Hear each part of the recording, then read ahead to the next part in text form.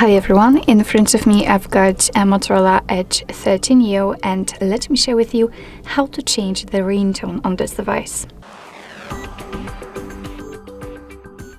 So first of all, let's enter the settings, and here we have to scroll down to find sound and lights.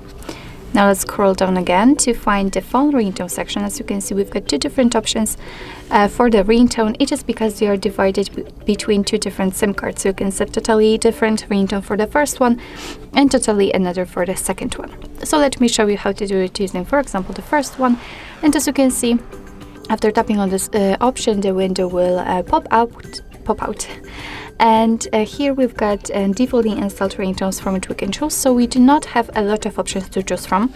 At the top we've got also the option none, which simply means that after picking it, your device will not use the sound, will not use the ringtone to notify you about the incoming call. And here we've got the option add ringtone, so after tapping on it, we will be transferred to our own file. So for example, download it, and if they are compatible, they will appear right here. Here we've got the recents, but of course you can enter the downloads and so on. So let me go back to the defaultly installed ones, and if you'd like to listen how the particular ringtone sounds, simply tap on it. And you will be able to check how it sounds.